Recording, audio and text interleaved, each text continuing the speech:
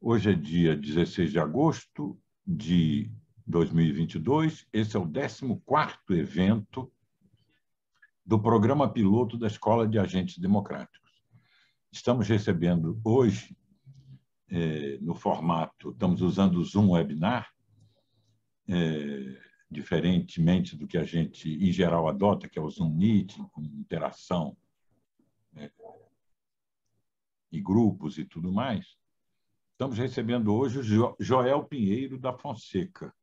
Ele é economista, filósofo, colunista da Folha, comentarista do All News e, segundo ele, youtuber em formação. Já tem tanto tempo que já está formado já como youtuber. Os passos nas redes sociais são lentos, Augusto. Eu sou de uma geração ainda que ainda está aprendendo a usar isso aí. Imagine a minha, hein? Então, é com grande prazer que a gente recebe hoje aqui o Joel, agradecendo o espírito colaborativo dele e democrático, né? Porque isso é um programa de aprendizagem da democracia. Na verdade, não é um programa informativo, é um programa de formação de agentes. E, bom, então, o Joel vai fazer uma exposição, o tempo que ele julgar necessário, e vocês vão ter que fazer as perguntas por chat, nesse formato Zoom Webinar. Quem não chegar ainda a tempo, vai estar gravado no mesmo lugar de sempre, o evento de hoje. Então, Joel, o nosso tema, nós já estamos há uns três eventos nesse tema, né? Que é reconhecimento de padrões autocráticos, né? Joel, manda brasa. Bom, em primeiro lugar, Augusto, muito obrigado por esse convite. Muito obrigado a todo mundo que está aqui para essa conversa. Eu acho que é uma conversa, eu chamo de conversa, né? Porque eu farei uma exposição aqui, mas faço questão também que, por favor, participem, mandem perguntas e comentários. Acho que a coisa rende muito mais e fica muito mais interessante quando é assim. E eu achei muito interessante a proposta dessa fala que eu vou fazer aqui, que eu peguei de mote para a exposição que eu preparei, né? Elementos do totalitarismo nos autoritarismos modernos. Por quê? Porque a gente, em geral, quando fala de totalitarismo, eu já vou falar um pouco mais sobre isso logo à frente, a gente, quando fala de totalitarismo, pensa, em geral, em certas experiências que a humanidade viveu no século XX e que foram superadas, passadas, felizmente, não venceram, não levaram a melhor, foram superadas, mas hoje em dia nós temos aquilo que a gente chama de um recrudescimento de autoritarismos, sob várias roupagens, eu também vou falar um pouco delas aqui. Agora, existe ligação de uma coisa com a outra? Essas experiências totalitárias do século XX, elas deixaram resquícios a certos elementos que a gente identifica hoje em dia? E mais do que isso, que eu também quero lançar a pergunta aqui. A gente não precisa parar no século XX. Será que existem certos elementos de certas configurações políticas, de certas organizações da sociedade, que no passado também eram reconhecidas como muito deletérias, muito ruins e muito perigosas a uma sociedade, e que se repetem, padrões que a gente encontra de novo e vai encontrar de novo no século XX e pode encontrar sob novas roupagens no século XXI? O meu ponto de partida aqui é o nosso momento histórico. A gente, nessa segunda década de século XXI, vive um momento no qual eu digo sem sombra de dúvida que a democracia liberal está sob ataque. Democracia liberal é o modelo político sob o qual nós, nas Américas, os países europeus, os países asiáticos, todo mundo desenvolvido, hoje em dia, pelo menos a maioria do mundo desenvolvido hoje em dia vive. É o modelo político vencedor dos dois grandes conflitos do século passado, que foram dos conflitos ideológicos do século passado, que foram a Segunda Guerra Mundial. A primeira eu estou pulando porque havia uma competição de potências, mas não era tão clara ali a divisão ideológica dela. Mas a Segunda Guerra Mundial e a Guerra Fria, em que a democracia liberal, que significa o quê? Significa um modo de governo no qual você tem o voto popular o voto popular universal, conforme ele foi desenvolvido aí ao longo do século XIX, início do XX, voto popular universal. Você tem governo representativo, democracia representativa, no qual as pessoas escolhem seus representantes para governar e para fazer as leis. E, por fim, governos, regimes, estados que protegem direitos e garantias individuais. A democracia liberal, ela pode ter uma economia mais liberal, como é o caso dos Estados Unidos, aqui no nosso continente, o Chile, como é o caso, hoje em dia, talvez até de uma Nova Zelândia, alguns outros países com carga tributária mais baixa, tá? Perdão, uma Austrália, uma carga tributária mais baixa, ou pode ser também estados com uma presença maior do Estado na economia, como uma Noruega, como uma França. Dentro desse modelo de democracia liberal, como uma Coreia do Sul, dentro desse modelo de uma democracia liberal, a gente pode ter diversos arranjos diferentes, intensos debates políticos e econômicos dentro deles, sobre como a sociedade funciona melhor, sobre quais os limites da liberdade de expressão, por exemplo, sobre como deve ser gerida a economia. Mas todos esses debates se dão sobre essas premissas básicas comuns, que é o governo democrático, com voto universal, eleição de representantes, com a possibilidade real da circulação do poder e da mudança dos grupos no poder, e com a garantia de direitos individuais. Bom, a gente está falando de democracia liberal nesses termos, é sempre bom lembrar que a gente está no Brasil. O Brasil, que é um país que a gente pode argumentar que nenhum dessas chaves vive plenamente isso que está no modelo do nosso tipo de sociedade, né? E é verdade. E, na verdade, isso vai se aplicar para todos os países. Ninguém atinge um modelo em perfeição.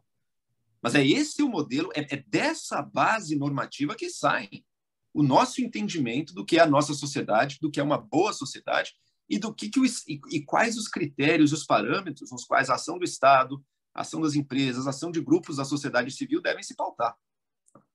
Então, o modelo de democracia liberal foi o modelo que surgiu vitorioso dos dois grandes conflitos ideológicos do século XX. Segunda Guerra Mundial, no qual o fascismo, o nazismo se apresentavam como alternativas e como rivais, e depois a Guerra Fria, no qual o comunismo, o socialismo de tipo soviético ou chinês também se apresentava como rival. E quando cai o Muro de Berlim, e quando a União Soviética acaba, dois eventos muito próximos um do outro, por um momento, fica parecendo que só sobrou a democracia liberal.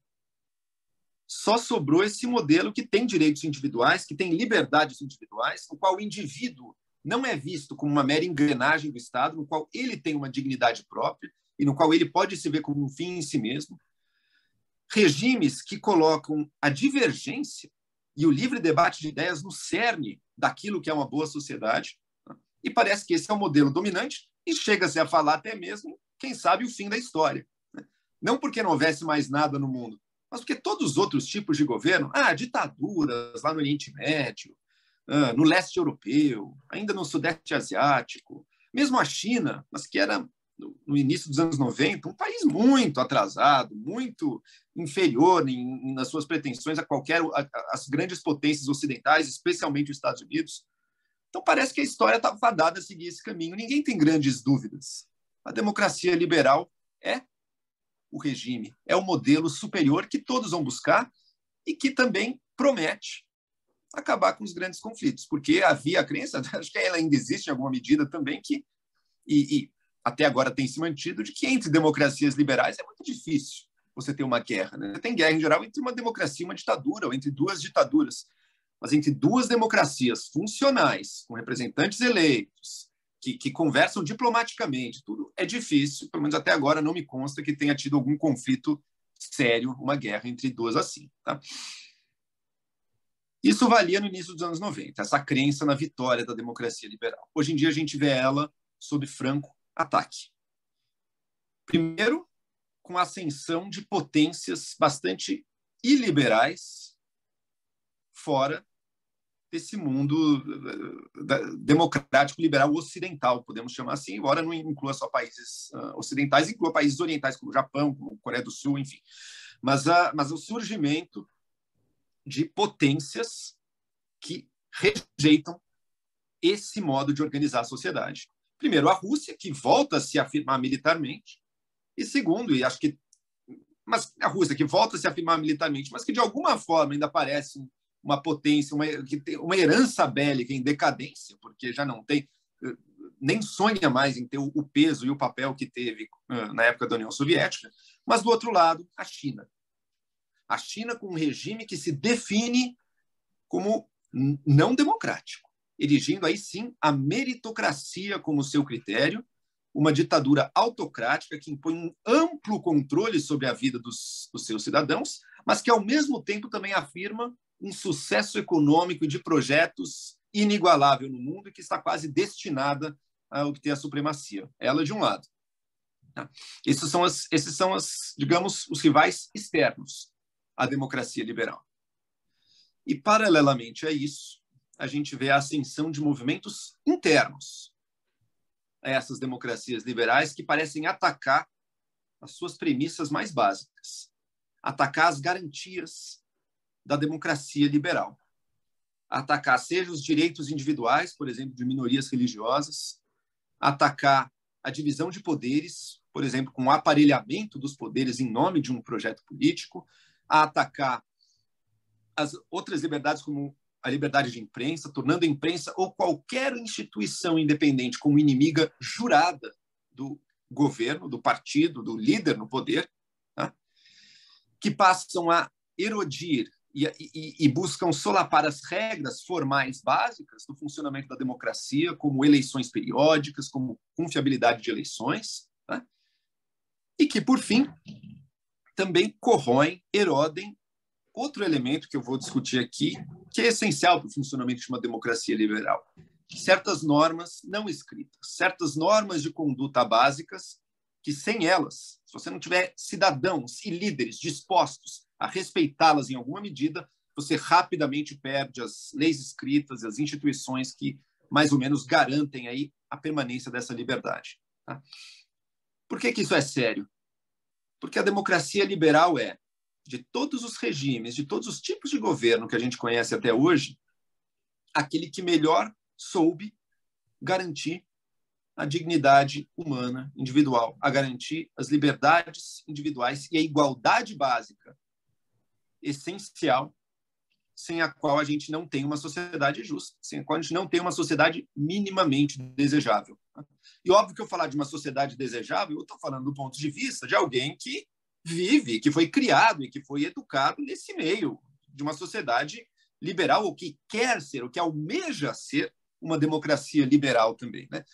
Se eu tivesse a mentalidade de um russo da Idade Média, talvez a minha concepção de mundo fosse radicalmente diferente. Mas para nós que estamos aqui, mesmo para pessoas que são radicalmente críticas à democracia liberal, mas que partem de dentro dela, muitas vezes não percebem como os seus valores dependem dessa ordem política.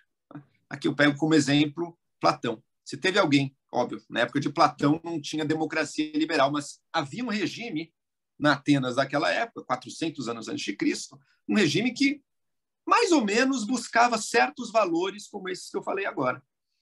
Governo democrático, liberdade de expressão, espaço para a vida privada dos indivíduos, livre entrada e saída de pessoas, circulação de pessoas. E foi esse regime, com essa liberdade, inclusive havia na Atenas dessa época, poucos sabem, mas movimentos contra a escravidão, inclusive buscando a igualdade dos homens, embora não tenham vencido, ela ainda era uma sociedade escravocrata.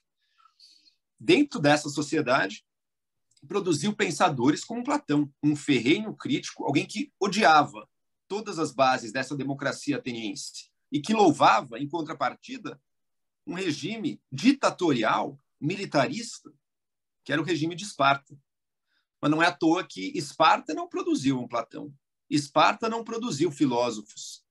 Quem produziu os filósofos, inclusive os críticos à democracia, foi Atenas. E não é à toa que a gente vê hoje em dia também que é de nós, é do Ocidente que saem os críticos mais intelectuais ao Ocidente, porque fora daqui, nos regimes que se apresentam como alternativas, esse espaço quase não existe. Tá? Bom, falei um pouco da situação como eu vejo no presente. Vamos conectá-la com esse nosso passado do século XX, essa realidade do totalitarismo. é comum a gente distinguir hoje em dia, né? Esses dois termos. Né? A gente parte, em geral, na verdade, de uma certa dicotomia. Ou a gente vive numa democracia, ou a gente vive num regime autoritário, numa ditadura. Né? E a gente trabalha muito no dia a dia com essa dualidade, com esses dois termos. Democracia de um lado, ditadura do outro. Né? E, de fato, são opostos. Mas a gente esquece que dentro desse grande campo, que a gente chama de ditadura, podem haver realidades muito diferentes. Em todas elas, você vai ver, sim, perseguição política, você vai ver, sim, uso da violência, você vai ver, sim, cerceamento da liberdade de expressão, por exemplo. Isso vai ter em todas. Restrição ao voto ou inexistência do voto, mas você pode ter realidades muito diferentes dentro dos meios das ditaduras. Você pode ter ditaduras que têm a sua perseguição, mas em que a vida humana mais ou menos transcorre com os indivíduos mantendo o seu trabalho, a sua liberdade dentro da esfera da vida normal.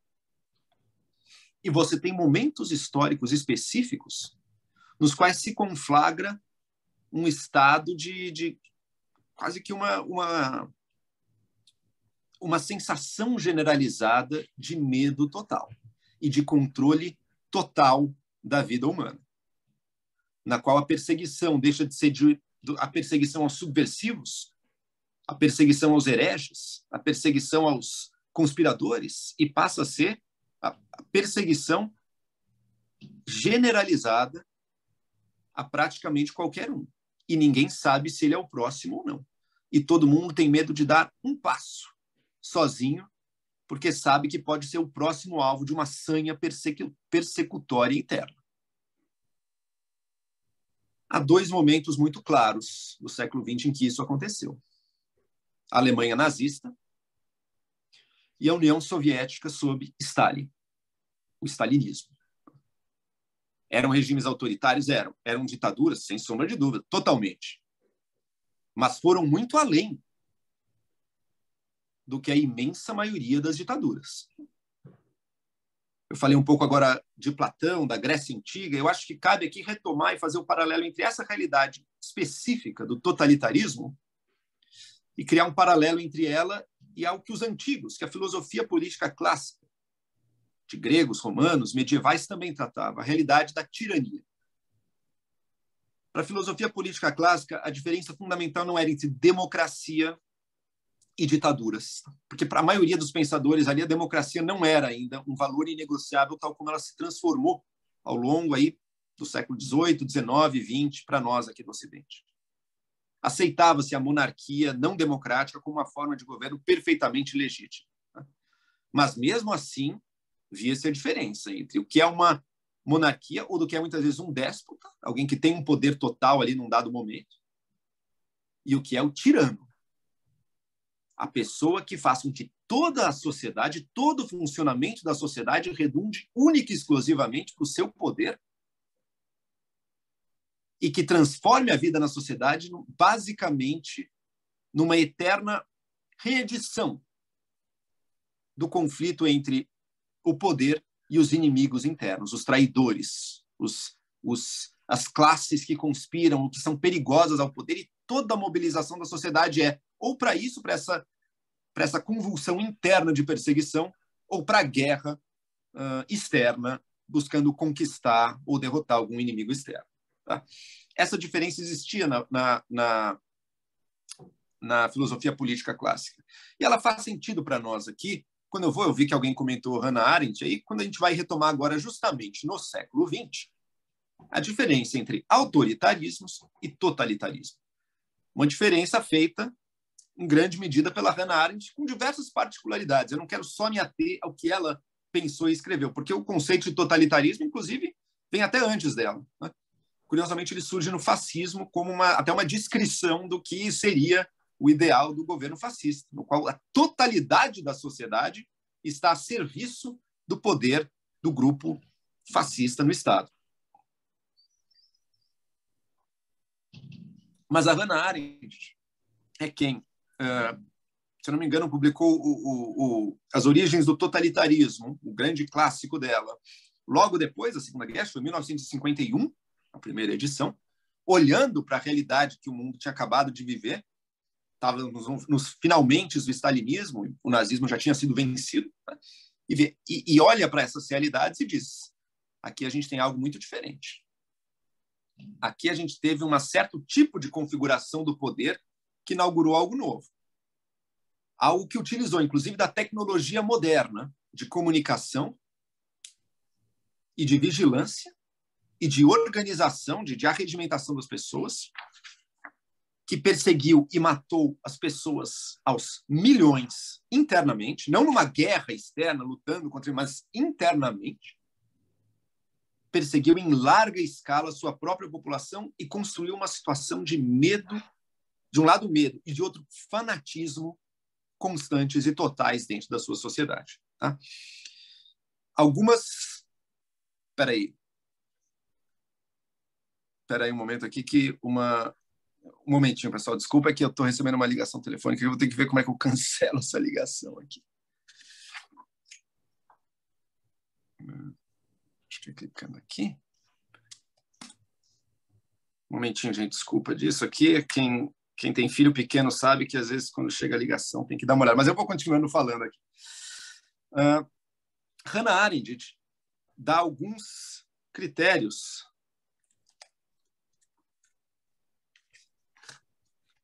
Um momentinho.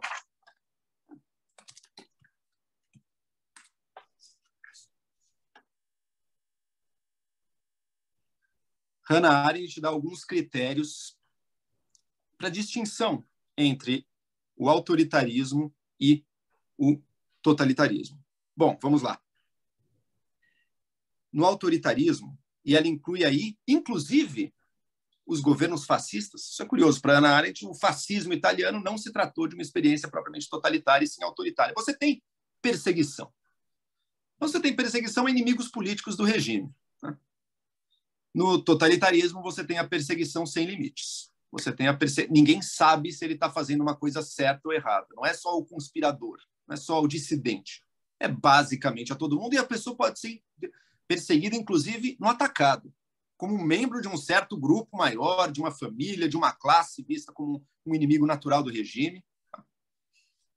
No autoritarismo, a arte, a literatura vai em geral, para a clandestinidade, porque não há liberdade de expressão no autoritarismo. Vamos lembrar, por exemplo, da nossa ditadura, como uma parte, pelo menos, da nossa produção cultural foi para a clandestinidade. No período totalitário, você basicamente não tem mais arte. Você não tem mais literatura. Você tem um período em que é impossível, a repressão é tanta que nem sequer a clandestinidade parece existir mais, praticamente. Não precisa ter acabado 100%, mas, enfim, ela basicamente seca. Tá?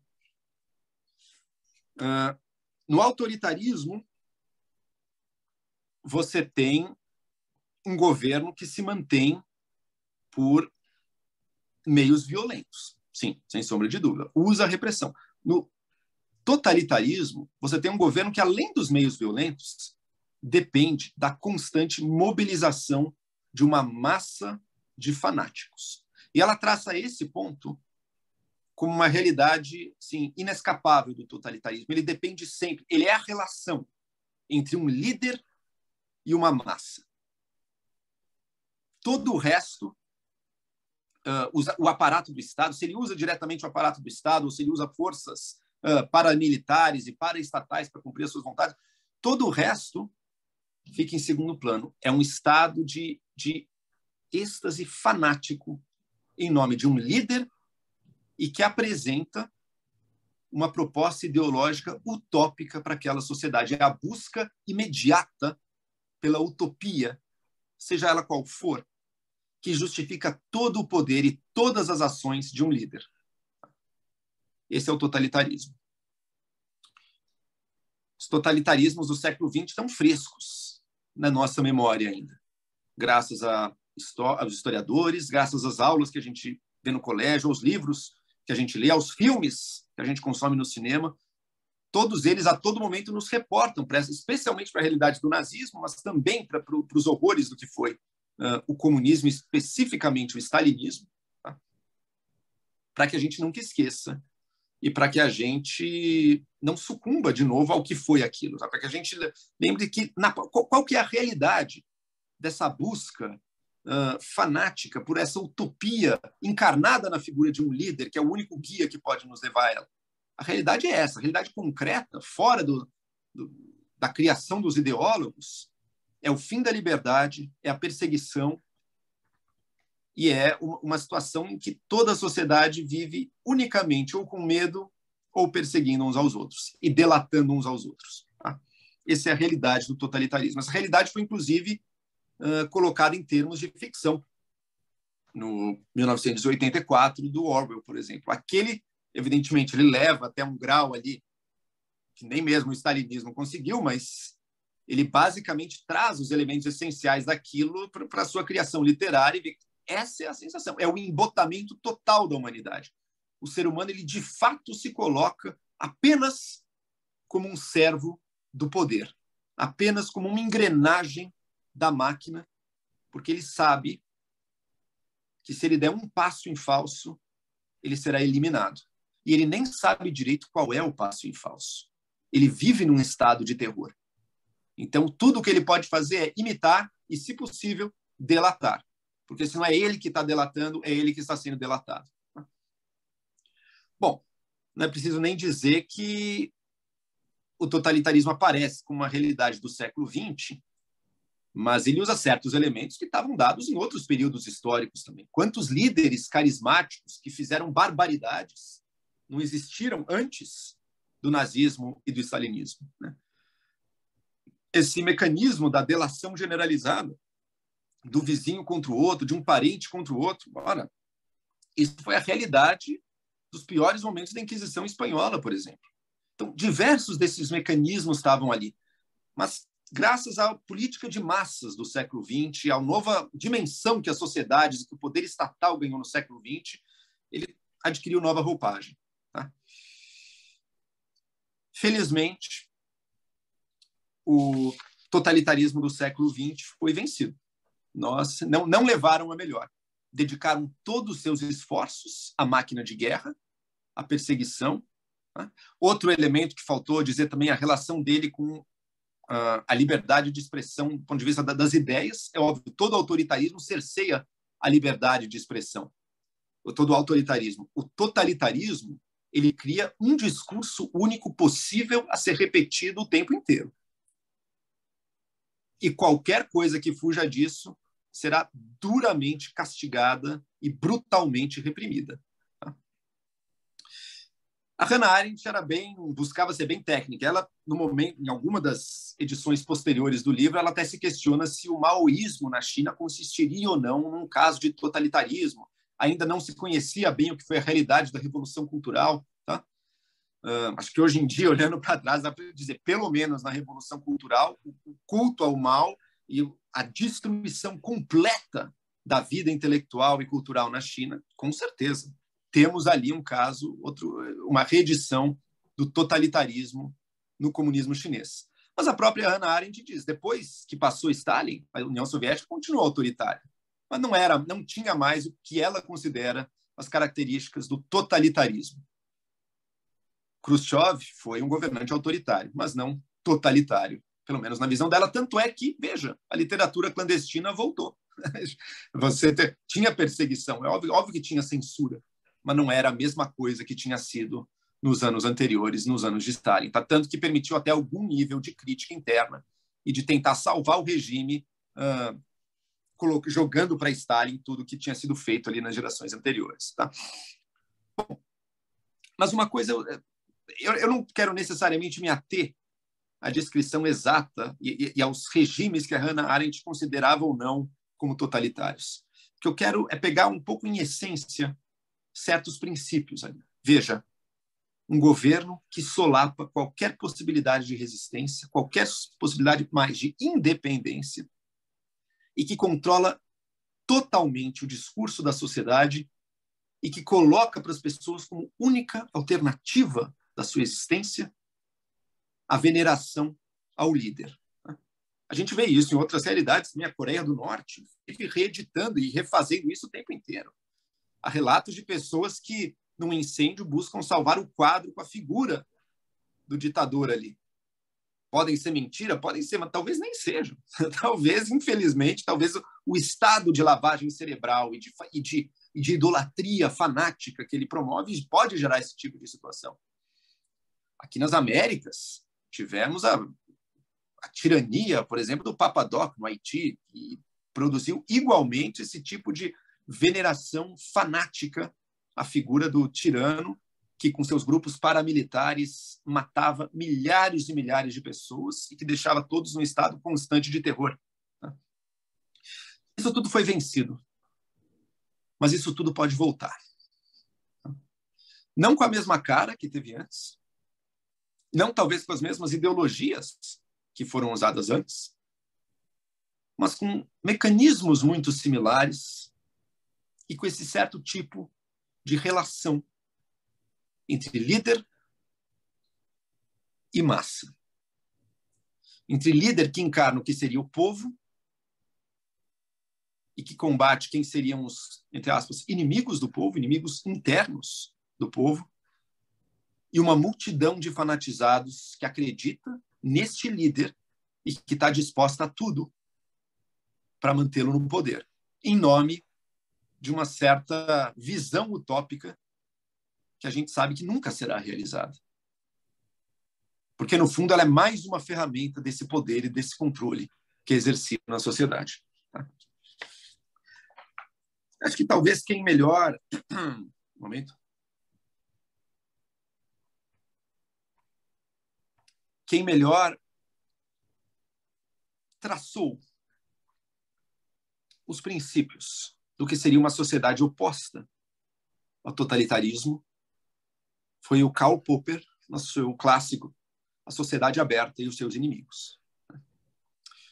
Ali ele traz, primeiro, ele busca fazer uma história intelectual daquilo que teria levado aos movimentos e governos totalitários no século XX. Tá? Eu, particularmente, não me convenço que a culpa do stalinismo ou do nazismo esteja lá em Platão. Acho que a coisa é muito mais complexa do que isso. Mas, enfim, ele identifica, e com razão, que, olha, em Platão temos as ideias e a proposta de uma sociedade francamente totalitária, em que diz com todas as letras que o único papel dos indivíduos ali dentro é obedecer, e que não tem nenhum ato de iniciativa individual ou liberdade individual. Tá? Tinha tudo isso ali. Agora, dizer que a causa, aquilo que permite que um tirano suba ao poder, aquilo que permite que um líder totalitário suba ao poder sejam essas ideias que alguns filósofos traçaram, eu acho que é um excesso indevido de intelectualismo, de achar que são as ideias que estão causando as mudanças na sociedade. Quanto que as ideias descrevem, as ideias talvez consigam mudar uma coisinha ou outra ali, mas as dinâmicas da sociedade existem com ou sem filósofos teorizando sobre aquilo que está acontecendo. Tanto que os relatos de tirania são muito anteriores à conceitualização da tirania na filosofia política, assim como sociedades liberais ou sociedades abertas também existem, mais ou menos abertas, existem desde muito antes dos teóricos do liberalismo chegarem e falarem sobre isso, e o Popper escrever sobre isso no século XX. Tá? Mas ele dá alguns princípios que uma sociedade precisa ter para se manter uma sociedade aberta, essa sociedade que valoriza a liberdade de discussão, a liberdade de crença, que valoriza a autonomia individual e a liberdade individual, e que, para ter a liberdade individual, precisa, portanto, ser capaz de limitar o poder. Porque o poder sempre vai existir. Jamais viveremos numa sociedade em que vigore a anarquia, né? A ausência de poder. Por quê? Porque as pessoas podem matar umas às outras. Portanto, existem meios para matar umas às outras. Portanto, alguns vão querer ter o controle desses meios. Isso sempre vai existir, essa possibilidade sempre será dada. O melhor é que esses meios estejam nas mãos de um governo que respeite os direitos dos governados, que os governados tenham a chance de participar dele. Um Estado democrático de direito, uma democracia liberal. Esse é o melhor que a gente pode aspirar, ao menos hoje em dia. Assim como no passado, talvez um governo liberal, os teóricos do liberalismo não vissem a democracia universal como uma parte essencial dele, e hoje em dia vemos, quem sabe no futuro, novas formas de governo ainda mais abertas e mais igualitárias e mais defensoras da autonomia individual possam ser descobertas, mas até hoje o que nós de melhor temos é essa democracia liberal, com todas as suas falhas. Tá? Quais são as falhas? Ora, é sempre um pouco frustrante. Você nunca está fazendo só o que você quer, você está sempre tendo que ceder nos seus planos de governo para uma oposição. Você está vendo ideias com as quais você discorda frontalmente, que você acha nocivas circulando na sociedade, e você tem que aprender a tolerar isso. Você está a todo momento tendo que se haver com uma dinâmica eleitoral, como essa que a gente está entrando agora. Não se preocupe, eu não vou dar opinião nenhuma sobre os candidatos em jogo, mas com uma dinâmica eleitoral que a gente sabe que cultiva e que lida e que apela às paixões, às vezes as paixões mais baixas dos seres humanos, e não ao debate racional. Vamos aqui discutir propostas e discutir planos de governo. A gente sabe que a democracia eleitoral não é assim, né? Mas a gente tem que sempre lembrar, tá bom, mas a alternativa à democracia liberal não é esse grande comitê dos cidadãos racionais se sentando para discutir. Não. A alternativa a ela é o governo autoritário ou a guerra civil. A democracia eleitoral, com tudo que ela tem de irracional e de muitas vezes demagógico, ela é muito mais suscetível, justamente porque ela parte da persuasão e não da imposição, ela é muito mais suscetível e amena à razão do que qualquer forma de poder autoritário. Seja uma monarquia absolutista, seja uma ditadura militar, seja uma ditadura teocrática, seja um regime, uma ditadura socialista, seja um totalitarismo. Porque nesses, a manutenção e a transição do poder se dá única e exclusivamente pela violência, ou principalmente pela violência. A democracia liberal é o jeito que a gente descobriu de permitir que o poder possa mudar de mãos sem guerra civil, sem revolução, sem destruição, sem mortes. E que, portanto, permite muito mais estabilidade e permite, graças ao voto geral do grande público, graças ao voto universal, faz com que os governantes estejam muito mais sujeitos aos desejos dos governados e tenham que responder a eles, e que vão estar sendo constantemente avaliados, tá, pelos governados. Tá bom? Às vezes a gente, comparando os líderes da democracia liberal ao longo do século XX, século XXI, comparando eles com os grandes líderes do passado, Alexandre o Grande, Júlio César, os faraós do Egito, Luís XIV, a gente fala, nossa, mas como a gente pensa pequeno hoje em dia, né? Como parece que a liderança perdeu um certo brilho, uma certa glória. Veja como era glorioso no passado. Veja só, os governos autoritários da Antiguidade, da Idade Média, da Idade Moderna, eles eram, sem dúvida, muito melhores do que os nossos em conquista territorial. A glória desses governos era, muitas vezes, a expansão territorial. Muito melhores do que a democracia liberal na construção, sem dúvida, de grandes monumentos unicamente devotados à exaltação do líder. Que democracia liberal é capaz de fazer as pirâmides do Egito? Mas nenhuma. Jamais teremos isso. Mas vamos ver o outro lado. A democracia liberal é muito melhor do que todos esses que eu citei, todos esses grandiosos líderes do passado, não em conquista territorial, não em guerra, não em construção de monumentos, e sim em oferecer à população mais direitos e uma elevação dos padrões da qualidade de vida. E de garantir a essa população a liberdade para exercer esse mínimo de qualidade de vida.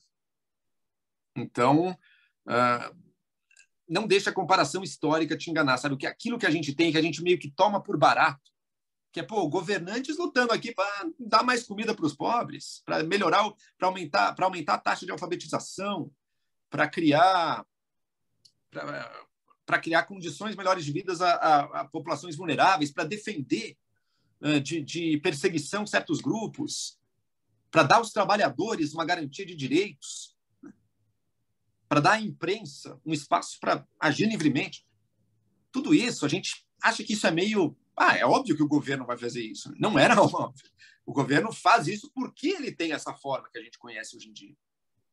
As monarquias antigas faziam outras coisas. E estava nem...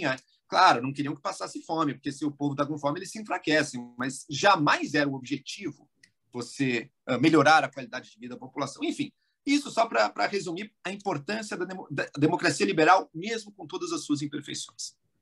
E a gente vê ela, hoje em dia, sob ataques que nos remetem ao fator, segundo Hannah Arendt, essencial da experiência totalitária. A devoção cega a um líder. E a um líder que sabe utilizar a mais moderna tecnologia de comunicação como ferramenta do seu projeto de poder total. Acontece que a inovação tecnológica hoje em dia não é mais o cinema, não é mais o rádio, e sim a internet, as redes sociais. E o poder que as redes sociais liberaram para os indivíduos e para a sociedade. A liberdade nova que ela nos deu e que, ao mesmo tempo, se mal utilizada, se a gente não aprender a utilizá-la bem, pode levar ao fim da liberdade.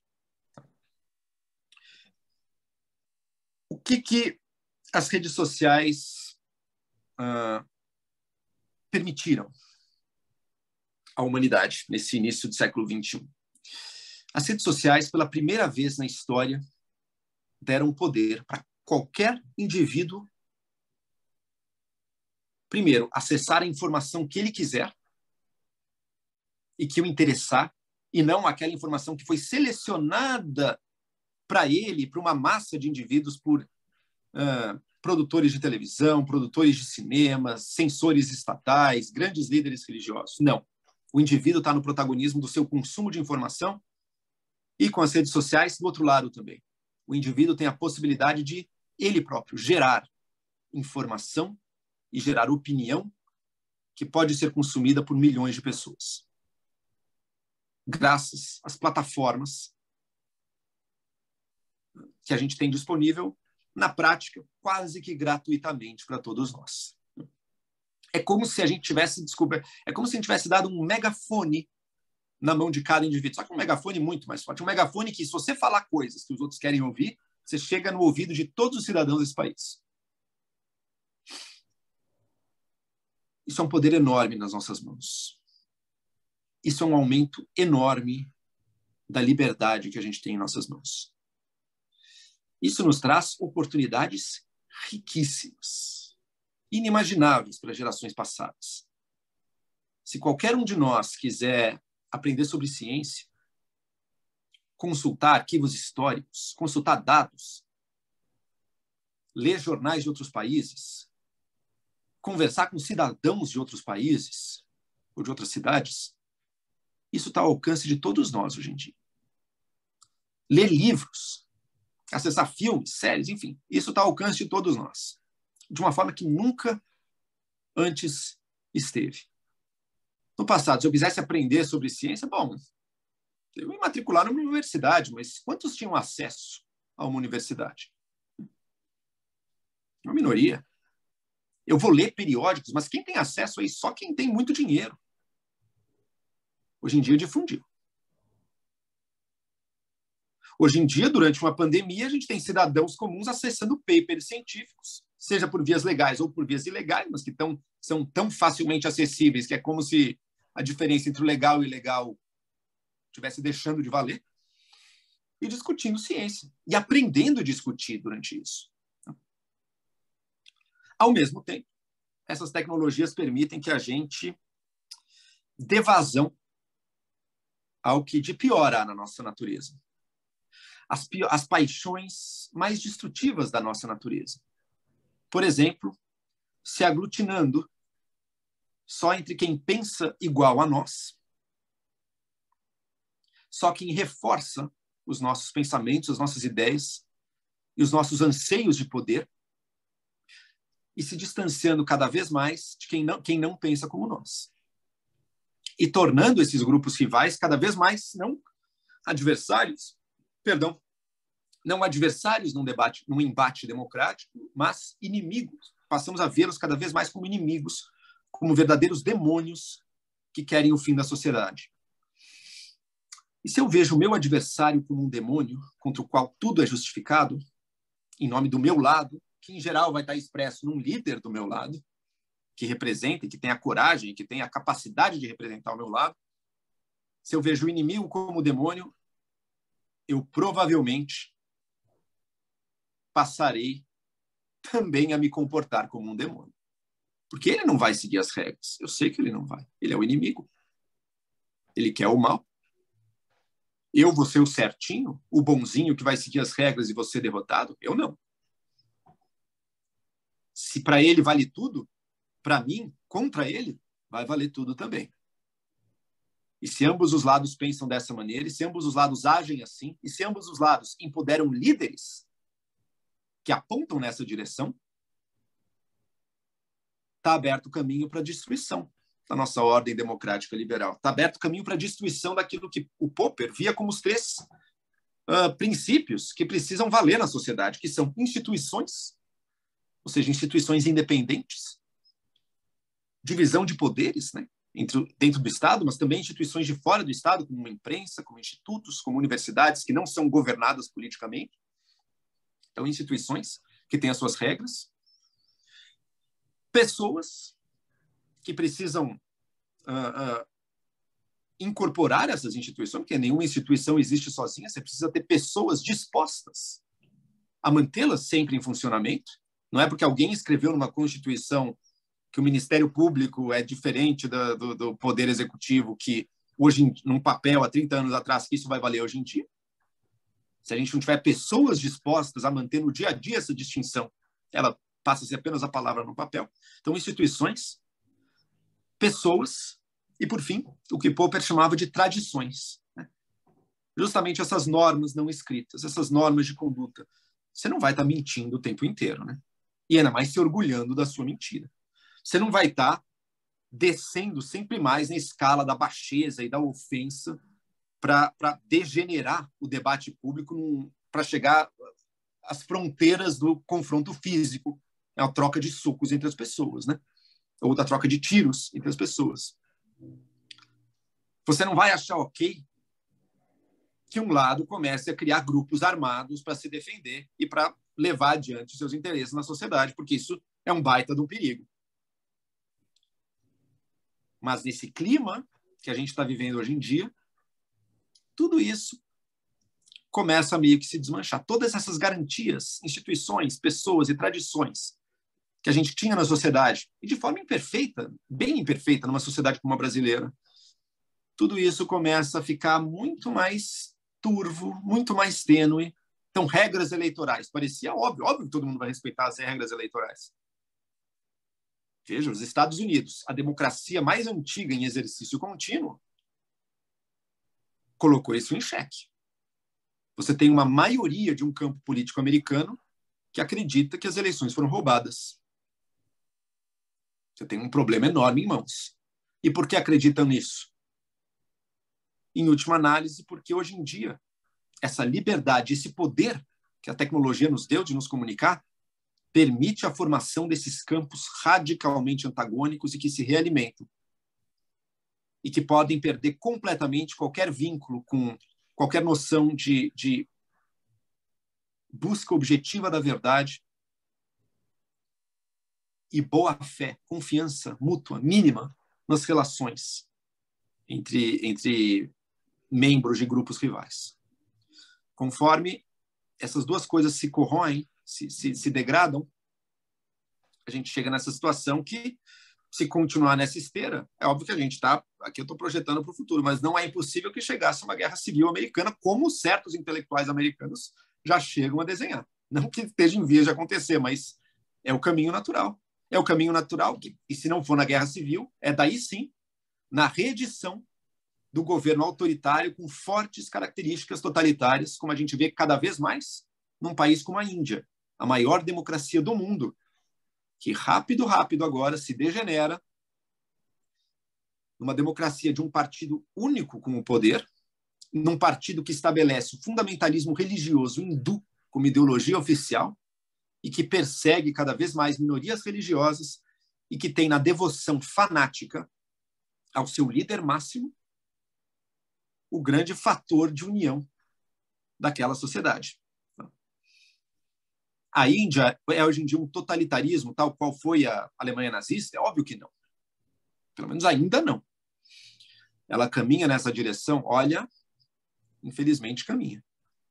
Num país como a Índia atual, ou como a Turquia atual, ou como a Hungria atual,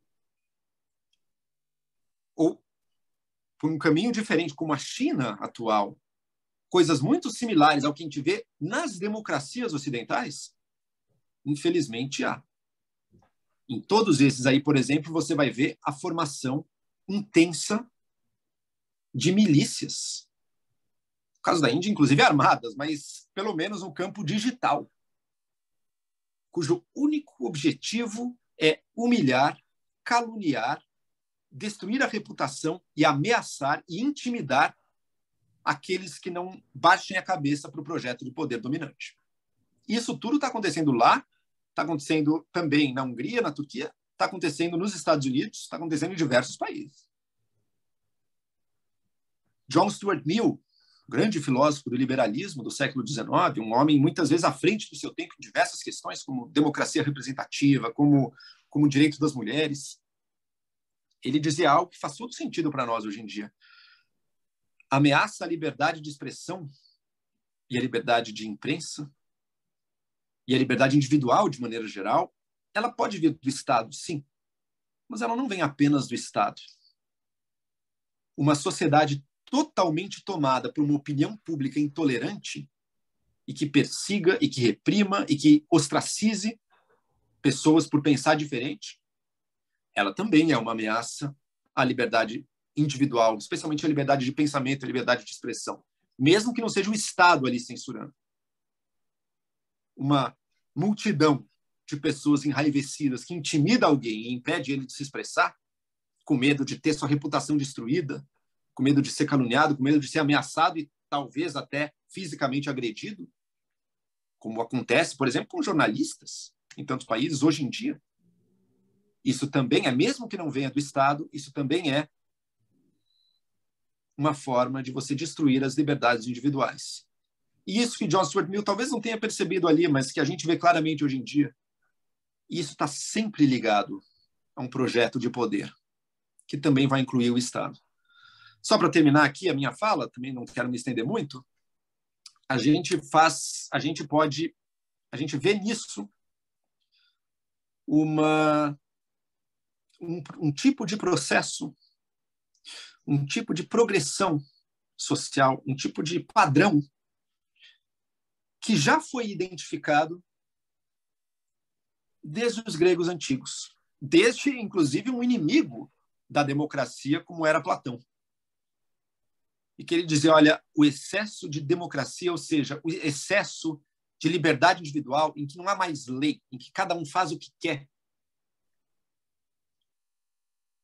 E o Platão, ele achava a democracia a segunda pior forma de governo. Ele leva a pior forma de governo, a tirania. Porque os homens deixados totalmente livres, eles também podem usar sua liberdade para se submeter completamente a um tirano, a um líder que os conquista e que não reconhece nenhum tipo de lei ou nenhum tipo de limite ao seu exercício do poder. E que retoma, portanto, aquilo que Hannah Arendt viu no totalitarismo. O fanatismo das massas ao redor de um líder. Massas dispostas a tudo para mantê-lo no poder. Seja por medo, seja por adesão real àquela utopia que ele desenha, ao que o seu discurso promete, seja até por oportunismo individual, porque eu posso subir nessa estrutura de poder aqui, se eu for esse puxa-saco, esse capacho total, esse cara que está na frente de todos os outros, denunciando, acusando, delatando. Tudo isso anda na mesma direção. Eu tenho medo, portanto, eu não vou me expressar, eu vou fingir que eu sou um deles. Eu tenho devoção total, eu acredito totalmente nessa palavra sagrada, eu vou agir dessa maneira. E eu sou um oportunista. Eu nem acredito tanto, mas eu quero subir aqui. Tudo isso caminha junto. E acaba ajudando um líder a manter seu poder total. A Hannah Arendt é muito clara em dizer o seguinte, era uma ilusão aqueles que... Havia um discurso, até no pós-guerra, mas também durante a ascensão do nazismo, de que o Hitler, por exemplo, era um marionete da elite econômica. Essa elite econômica que está aqui, bota esse falastrão, esse palhaço aqui, esse bufão, para ter o controle, mas no fundo quem dá as cartas é essa elite. Não é verdade. Ele adquire, a elite pode até, parte da elite pode até ter pensado isso. Mas ele, na sua relação com uma multidão apoiadora, trocou o nexo desse poder. E ao trocar o nexo desse poder, ele passou a ter uma autonomia própria que mesmo qualquer membro da elite alemã na época ou se transformou num bom nazistinha ali, ou teve que fugir, ou foi morto. O jogo de poder se inverte. As classes dominantes de uma certa ordem política veem mesmo o seu poder chacoalhar, porque o que está dando as cartas agora é um vínculo muito básico entre um líder e uma multidão, e muitos elementos vindo também do que Arendt chamava de uma certa ralé, de um grupo de desajustados, de pequenos trambiqueiros, de charlatães, de pessoas envolvidas com uma certa margem de criminalidade ali, mas que todos juntos, os interesses convergem nessa conflagração totalitária. Platão viu isso. Platão, que, a bem da verdade, defendia um tipo de governo que, na prática, ia ser bem parecido com o totalitarismo. Mas, enfim, ele, em algum momento, também foi capaz de apontar para... Olha como o poder total das massas, sem nenhum tipo de restrição, seja legal, seja cultural, leva à tirania. E foi isso que a gente viu no século XX, e é isso que a gente pode correr o risco de ver agora. Eu acredito que, assim como no século XX, a gente não vai ter a vitória disso agora. Embora a gente possa ter certos momentos de risco e certas democracias que se degradam em um regime que deixa de ser democrático e passa a ser autoritário. Mas eu acredito que as redes também elas contêm nelas certas sementes que também dificultam um totalitarismo pleno, como a gente viu no stalinismo. Eu acho que um Stalin, hoje em dia, ok, tem esse fanatismo das massas em larga escala? Tem. Mas tem também muito mais caminhos pelos quais ele possa, pelos quais uma resistência ele possa se fazer valer. Mas existe um risco. E esse risco, estou finalizando, esse risco está dado na nação que se vende hoje em dia como uma nova potência em ascensão. É o caso da China. A China atual, ela não entraria na definição que a Arendt fez do totalitarismo, porque não está nesse momento de êxtase fanático e ultra-persecutório de milhões. Mas é um governo que, num espectro mais amplo, podemos, sem sombra de dúvida, colocar como um governo totalitário. Por quê? Porque nada foge ao alcance do governo. Nada foge ao alcance do Estado chinês.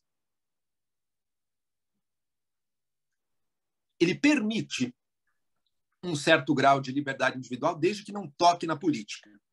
Então, tem mais empreendedorismo, as pessoas falam o que querem, desde que não critiquem o partido, desde que não critiquem o governo, mas em outras áreas da vida podem relativamente, estão bem mais livres do que tiveram, por exemplo, na Revolução Cultural do Mao Tse-tung. Mas é um país que também caminha para uma centralização e para um aumento do autoritarismo que, fácil, se entrar em guerra, por exemplo, descamba mais uma vez para o regime totalitário estrito. Mas mesmo sem caminhar para isso, já representa um tipo de modelo de governo e que se utiliza. Isso eu achei muito interessante de pesquisar, por exemplo, como é que foi que a China acabou com, vamos ser sinceros, acabou com qualquer sonho de liberdade em Hong Kong. Também se usa fortemente de milícias digitais. Além das forças estatais, milícias de apoiadores fanáticos. Eles estão ali também. E o poder disso, o poder que isso tem na comunicação política é forte. No passado, um líder buscava censurar opiniões contrárias. Agora ele pode ter uma legião gritando tão alto as palavras de ordem dele que ele sufoca opiniões contrárias em meio à intimidação, em meio à ameaça, em meio à destruição de reputação de qualquer pessoa que ouse falar algo contra ele. Isso é igualmente perigoso. Isso é algo que a gente vê na China, vê na Índia, vê na Índia. Mas que ainda, male male, a Índia ainda mantém ainda uma certa democracia. Mas a gente vê também democracias consolidadas, como os Estados Unidos e como o Brasil. Portanto, temos que ficar muito alertas. Manter viva a memória do que foi o totalitarismo, sempre lembrando que um dos elementos fundamentais dele é essa legião de pessoas que se submete a um projeto de poder e que, portanto, não vê limites ao seu exercício e que muitas vezes justifica o totalitarismo em nome do povo, em nome da democracia, em nome do poder do povo. Né? Democracia significa isso, o poder do povo. Mas que, no fundo, está entregando esse poder e está saindo da liberdade total, com a qual sonhou, para a liberdade zero, que é a que existe sob um tirano. Por isso, a única resposta que a humanidade conseguiu até hoje para isso é a liberdade finita, a liberdade limitada que existe na democracia liberal. A gente ainda não sabe perfeitamente como a liberdade de expressão vai se adequar dentro desse novo contexto que a gente tem vivido. Eu sou otimista. Eu acho que a gente vai aprender a lidar com ele. Mas se a gente não vê, se a gente não reconhecer claramente, a gente vai ter uma curva de aprendizado para o uso dessa nova liberdade, esse novo poder de expressão que a gente tem em mãos. Eu acredito nisso porque a gente fez isso em outros momentos da história, seja com o cinema, com o rádio, com a TV, ou voltando mais, com o livro, com a impressão do livro, que gerou um caos na Europa também, gerou experiências totalitárias em certas cidades que deixaram-se levar por heresias extremas e de realidade de perseguição total, de caça às bruxas, de inquisição total, mas aprendemos. E a liberdade saiu fortalecida daquela inovação tecnológica. Eu acho que a liberdade sairá fortalecida dessa inovação tecnológica, dessa liberdade também. Desde que a gente não deixe de olhar para essas experiências do passado, desde que a gente não se esqueça que a possibilidade do totalitarismo está sempre presente. A liberdade não é uma construção que alguém, como uma pirâmide, que alguém, um faraó fez no passado e fica, basta que a gente não destrua. Não. A liberdade depende da nossa constante reconstrução dela. E nossa constante, portanto, trabalho para que a nossa democracia, o nosso poder do voto, a nossa liberdade de expressão, a nossa liberdade de imprensa, os nossos direitos individuais, a nossa alternância de poder, não se deixe levar pelo também nosso fanatismo. Tá? Essa é a mensagem final que eu deixo aqui antes de ouvir vocês também. A gente está com poder, o indivíduo está com mais poder hoje em dia. Portanto, eu não acredito que a solução para os nossos poderes vai vir das soluções de lá de cima, do governo, dos tribunais, das cortes máximas de cada nação. Não acredito que virá daí. Virá também dos indivíduos, das lideranças da sociedade civil.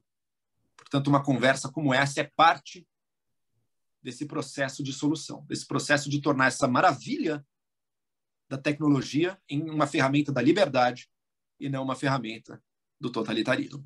Muito obrigado. Legal, Joel, muito obrigado. Eu vou ler algumas perguntas, algumas não são perguntas, são comentários, você comenta se quiser. Perfeito. Bom, a primeira, eu vou pela ordem que apareceram. O Severino Lucena. Joel, li um comentário de um amigo outro dia, com o qual não concordo, mas trago aqui porque é comum ao nosso pensamento ligado à dita esquerda. Ele comparou os Estados Unidos à Esparta internacionalmente ao comportamento internacional da China, que seria como um Atenas por não ter como hábito invadir outras nações como os Estados Unidos têm. Você poderia comentar isso? Eu acho um paralelo interessante, mas eu faria o paralelo contrário. Primeiro, essa ideia de uma Atenas não imperialista não é verdade. Atenas era imperialista. Era imperialista. Então começa. Esparta também. Né? Quanto à China não ser, olha, Hong Kong, olha Taiwan, ela não é porque ela partiu de muito mais embaixo. Né? Olha o Mar do Sul da China, como ela tem ampliado o seu poderio militar sobre ele. Então, ela começa cada vez mais a botar suas asas de fora, e eu não duvido que a gente vai ver isso cada vez mais. Então, dizer que o Tibete, bem lembrado, o Silvio mandou aí o comentário, então, ver na China alguém que não é imperialista, eu discordo. Eu acho que é alguém que até hoje não teve a possibilidade, porque tinha um poder muito maior que o dela, hegemônico no mundo. Mas hoje em dia esse poder hegemônico não é tão hegemônico mais assim, e ela tem na medida das suas possibilidades, feito essas incursões, também criando o seu próprio imperialismo. Se você falar da parte econômica também, que ela está presente no mundo inteiro, tá? Especialmente na África, na América do Sul, enfim, está presente aí. Agora, então, isso com relação ao imperialismo. Tá? Agora, o seguinte, com relação à organização interna da sociedade, eu acho que é difícil haver alguma dúvida. Há uma continuidade direta entre o que os Estados Unidos é hoje, óbvio que de forma imperfeita, assim como Atenas era imperfeita, muito mais do que os Estados Unidos de hoje, diga-se de passagem. Veja as condições das mulheres, veja a existência de escravidão, enfim, uma série de pontos. Mas Estados Unidos representa aqueles valores que a gente vê, por exemplo, no grande discurso, na oração fúnebre, né, de Péricles, para os guerreiros de Atenas, em que ele declara os valores daquela sociedade, né? Da liberdade de expressão, da liberdade, da possibilidade da população. Ela é parte do Estado e, por isso, ela se vê na necessidade de defender sua população, o seu Estado e a sua nação. Ela tem a liberdade para viver sua vida privada ali e ter suas opiniões sem ser cerceada. Ela tem a liberdade de movimento.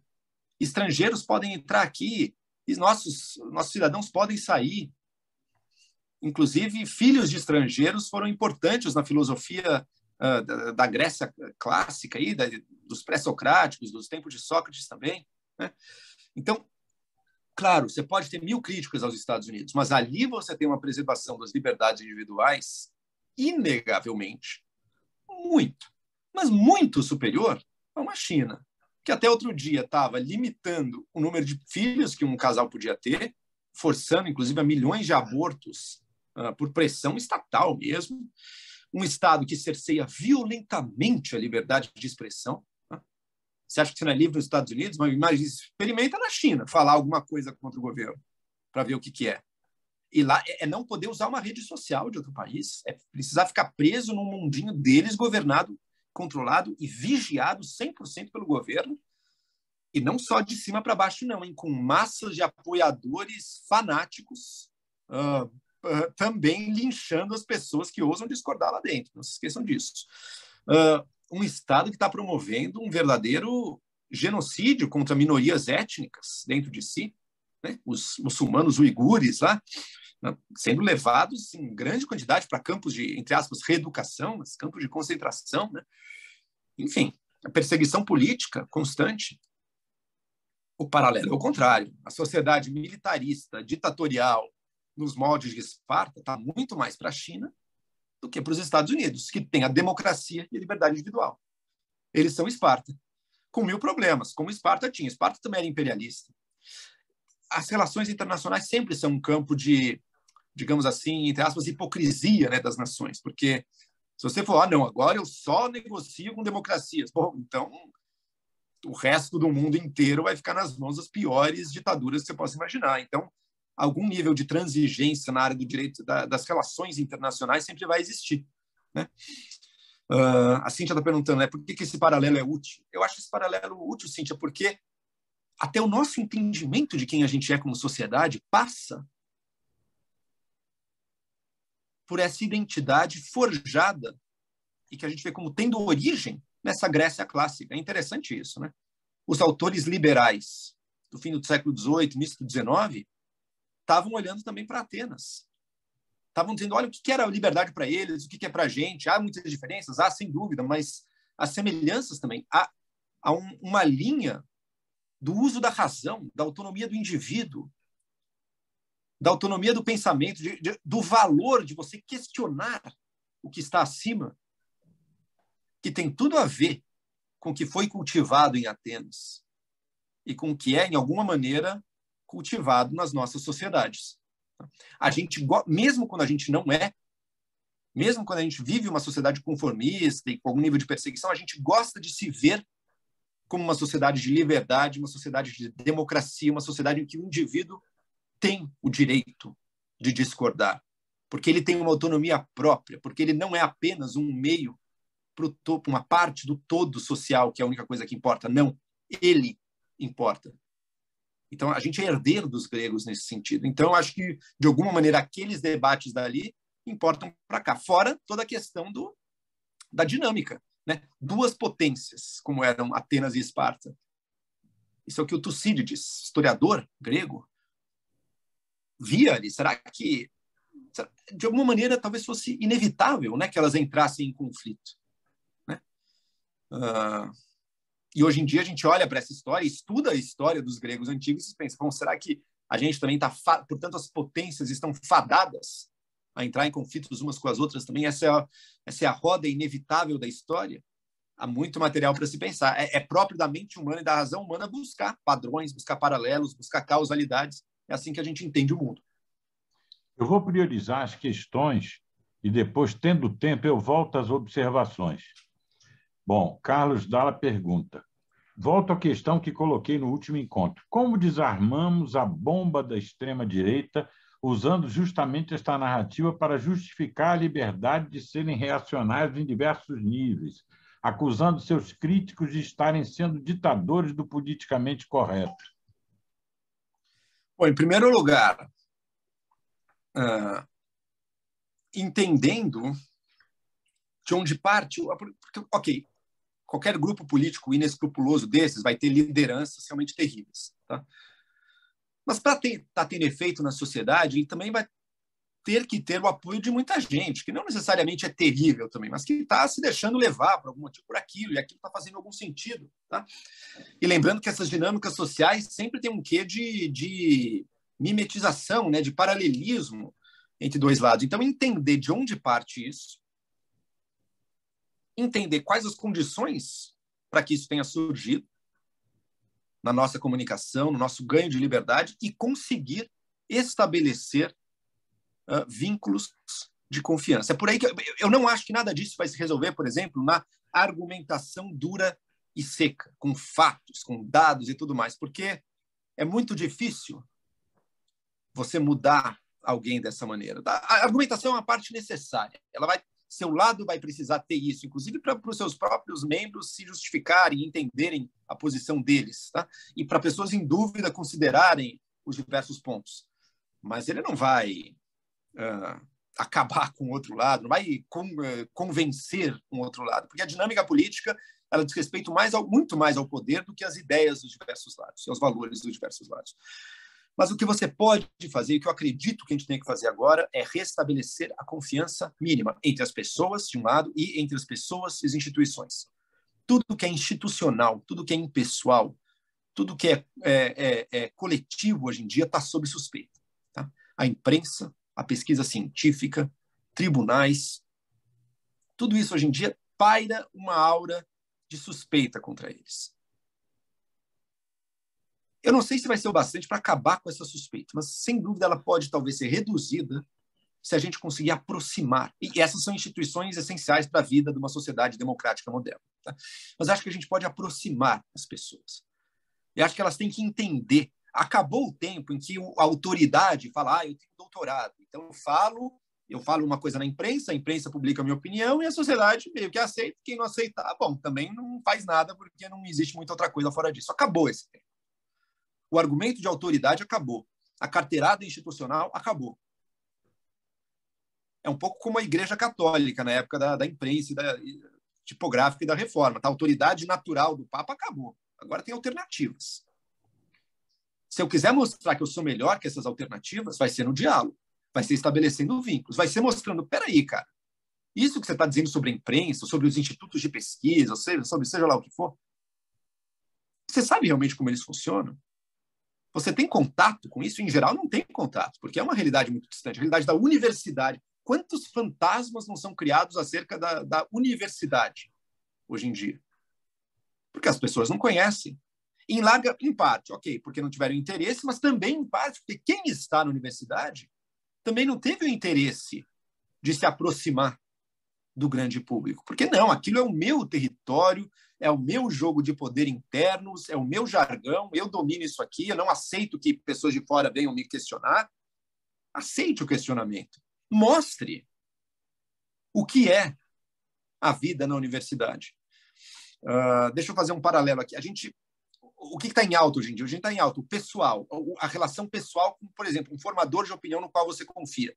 Tá? e que você acompanha a vida até pessoal dele nas redes sociais. Ora, então o pesquisador, o jornalista, ele também vai ter que fazer esse movimento de aproximação. Como é que funciona um jornal?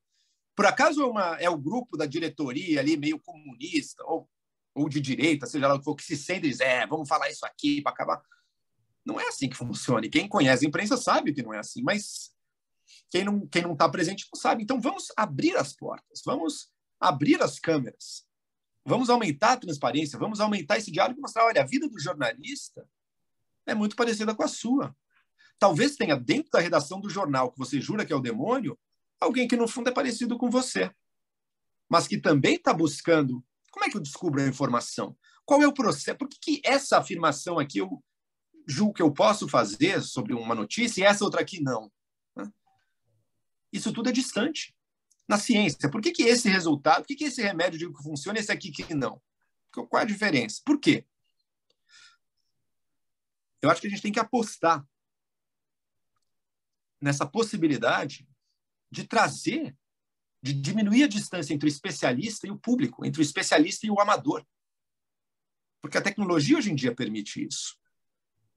E além de eu acreditar que isso seja possível, eu também acredito que não exista alternativa, porque a tecnologia está aí e não vai voltar atrás. Então, você se adequa a essa realidade ou você está fora. Então, vou emendar a pergunta do Silvio Duarte. Ele pergunta o seguinte: as evoluções tecnológicas podem viabilizar uma democracia vitaminada, com a representatividade dando lugar à ação individual diretamente? Olha, eu tenho muitas reticências com a ideia da democracia direta. Ela se presta muito facilmente a um tipo de democracia plebiscitária, que é a ferramenta favorita de qualquer tirano ou ditador. É o que o Hugo Chávez fazia na Venezuela, por exemplo. Bota plebiscito aí, a gente tem multidões a nosso favor, a gente está com tudo aparelhado, bota plebiscito para o povo votar. É o que Hitler fazia, eleições. Hitler, pelo menos num primeiro momento, manteve a formalidade das eleições. É o que foi feito, agora eu lembrei o exemplo que ia dar no Haiti também, para pegar um exemplo de uma ditadura de direita. Né? Você tinha eleições, mas todas com o mesmo nome na cédula. Então, vocês aceitam ou não aceitam? E o que não estava dito, ai de quem não aceitar. Né? O grau de fanatismo está tão grande ali que você tem... Então, sob a capa dessa ideia de que está todo mundo participando, você tem, no fundo, na Coreia do Norte, na Venezuela, você tem, no fundo, mais uma ferramenta para justificar o domínio de um tirano. Tá? Então, esse é o risco da democracia participativa. Agora, quem sabe? Eu sou totalmente favorável também. Também tem um outro ponto, né? Acho que estão levantando aí. O fazer da legislação, ele exige também um certo conhecimento, ele exige também uma certa capacitação, uma certa profissionalização. Eu não sei se dá para abrir mão do profissional da política tão fácil para botar na mão de todo mundo. Agora, o que o governo vai fazer? Vai para o lado A ou para o lado B? Bom, se a gente tiver uma situação de tirania, isso vai ser uma ferramenta fictícia para o interesse do tirano. Se a gente não tiver uma situação de tirania, vai ter o governo mais disfuncional do mundo, né? Que a toda hora está votando tudo, cada coisa vai para um lado, coisas contraditórias podem ser votadas, você está numa reunião de condomínio, uma reunião de DCE universitário envolvendo milhões de pessoas que nunca acaba e que está todo momento mudando de ideia. Também não parece ser muito funcional. Agora, isso eu estou falando com a realidade de hoje. Eu sou totalmente a favor da experimentação. Então, as novas tecnologias permitem novas formas de exercer o poder. Quem sabe a gente não possa também caminhar para um maior exercício da democracia direta. Eu só não vejo, neste momento, que isso vai ser mais funcional do que o que a gente tem hoje, que já está bem disfuncional também, graças a tudo isso, mas poderia ser ainda pior. Mas quem sabe? É só experimentando que a gente aprende, desde que esses experimentos garantam de forma inegociável, aí sim, os direitos e garantias básicas individuais. O Geraldo Guedes faz duas perguntas casadas. Na verdade, não são casadas, mas fez ao mesmo tempo. Primeira, Joel, onde investir mais ações democráticas hoje na sociedade, além de na representação parlamentar e na defesa das instituições? E aí ele emenda uma outra, que você pode dissociar dessa ou tratar na mesma resposta. Pode falar um pouco e ligeiramente sobre a evolução do seu pensamento político, teórico, prático? Bom, são essas duas. Vamos lá. Onde investir, além da política partidária? Eu acho que a gente está vivendo um momento em que duas instituições fundamentais para a democracia, para a sociedade moderna, iluminista, democrática, liberal, estão em ataque constante. Ciência, as instituições produtoras da ciência, portanto, as universidades, e imprensa, as instituições que se dedicam a coletar informações relevantes e apurar e levar ao público. Eu acredito que a gente precisa investir nas duas. Investir tanto para defender e para qualificar o trabalho das duas, quanto também para promover as mudanças internas, essas que eu mencionei antes, que permitam que essas duas instituições também se abram mais e participem de forma mais eficaz da vida pública de hoje em dia. Hoje em dia, o debate público está basicamente nas redes sociais. Tá? Eu tento ter uma presença nas redes sociais, assim como eu tento ter uma presença na mídia também. Um artigo que eu escreva na Folha de São Paulo, ele é lido por uma audiência altamente qualificada, eu tenho retornos assim inestimáveis dali, mas também é uma audiência limitada. Aquelas discussões que chegam nas redes sociais ou naqueles veículos de comunicação que souberam também usar as redes sociais, como é o caso, com todas as críticas que você possa ter, mas uma rádio como a Jovem Pan, na qual eu estava trabalhando até o fim do ano passado, ali você chega a muito mais gente. E você chega a gente que está querendo discutir com você. E que vai te reconhecer também. Tá? De alguma maneira não está bem enquadrado ainda hoje em dia. A imprensa e a ciência ainda estão muito defensivas nisso tudo. Elas vão precisar ter uma postura mais aberta, uma postura mais permeável.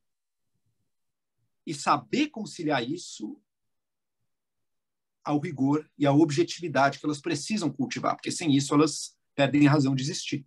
Elas não estão a serviço de um projeto de poder específico, mas elas precisam mostrar que elas não estão, e elas precisam persuadir e fazer as pessoas entenderem como elas funcionam. Eu acredito em investimentos nessa área. Eu acho muito positivos investimentos em aprimoramento do debate público, em letramento midiático e de internet, e em jornalismo e em ciência. Acho que aí estão algumas... É a geração, a apuração e a transmissão do conhecimento na sociedade. A sociedade precisa ter isso. Eu faço uma analogia com o que foi a Reforma Protestante, o livro, né, a impressão do livro, com a Igreja Católica. A Igreja Católica ela reagiu muito mal às novas tecnologias dessa época, dos anos 1500. Ela se fechou. E onde ela mais se fechou, essas sociedades ficaram defasadas. Demorou muito. Sempre teve algumas iniciativas, algumas pessoas na Igreja Católica que tinham outra visão, mas elas muitas vezes não estavam no comando. E demorou muito para ela se tornar afeita à nova realidade do mundo, sabe? Ela perdeu séculos nisso. Acabou correndo atrás um pouco, sim. Hoje em dia ela está em outra situação, não é mais a velha igreja da Contra-Reforma. Mas a lição que a gente tira disso é não ser... Hoje em dia o sistema não é a Igreja Católica, o sistema é justamente a imprensa, as universidades, as grandes empresas, os governos das democracias liberais, os partidos. Esse é o sistema de hoje em dia, que é menos centralizado do que era a Igreja Católica na época, embora ela também não fosse unitária, ela fosse um tanto descentralizada em monastérios, universidades, bispados, dioceses, papado, enfim, tivesse a sua... mas hoje em dia é mais descentralizado, mas também compõe um sistema. Não ser aqueles de nós que entendem que esse sistema tem um valor, porque ele é o que de melhor o Ocidente soube fazer para garantir a liberdade finita, limitada que a gente tem hoje, esse sistema não pode ser a Igreja Católica, tem que reagir de outra maneira. Vamos ser vozes que não partam para ficar mais defensivos, ficar mais fechados e tentar reprimir as vozes dissonantes. Fazer isso, mesmo que prometa algum ganho de curto prazo, vai ser um erro histórico total. A Cíntia, já que você falou em Jovem Pan, eu estou salteando as perguntas aqui. Ela pergunta, por que você aceitou trabalhar na Jovem Pan? Perfeito. Eu vou conciliar isso com a pergunta anterior da minha trajetória, né? Isso. Olha, na minha trajetória, eu, na minha juventude, passei por um momento de busca de certezas e verdades. Eu fui, ao mesmo tempo, poucos sabem disso, que me acompanha hoje em dia, mas eu fui, ao mesmo tempo, um católico bastante conservador e até tradicionalista. Eu me converti na juventude, eu não fui de berço, eu me converti. E eu fui um liberal de estilo libertário, também bastante radical.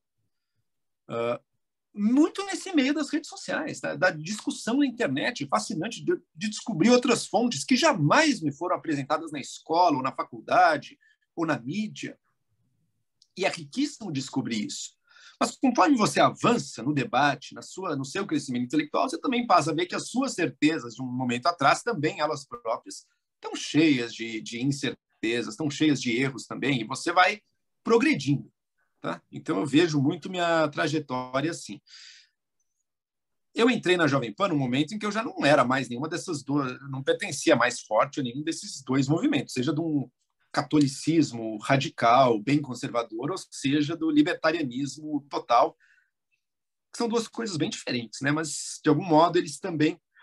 Hoje em dia não é incomum ver pessoas que, assim como eu, 15 anos atrás, também juntam essas duas coisas de maneira bem forte hoje em dia, né? Acho que é algo que ainda está no ar aí. Portanto, eu reconheço, e muito do que acontece no Brasil, eu reconheço, nossa, mas isso não é tão diferente, as referências, o tipo de raciocínio não é tão diferente com algo que eu estava pensando e estava lendo no início dos anos 2000, 2005, 2006.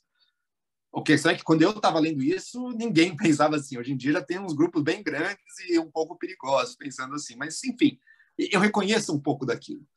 Então, acho que eu também estou numa posição em que eu consigo ter um diálogo com menos preconceito, por exemplo, com relação à religião, com muitas pessoas. Nossa, eu vivi intensamente debates religiosos, embora eu tenha sido católico, sendo um católico mais proselitista, eu conheço também muito do que é o pensamento protestante, do que é a realidade evangélica, embora o meio católico e o meio evangélico sejam bem diferentes, mas tem coisas similares entre os dois também.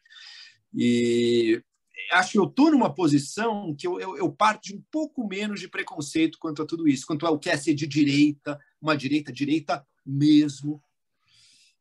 E por isso eu me senti muito à vontade, vi como uma enorme oportunidade para mim estar num veículo como a Jovem Pan, porque me levou a um público muito maior, me levou a, aí sim, melhorar minha capacidade de discurso.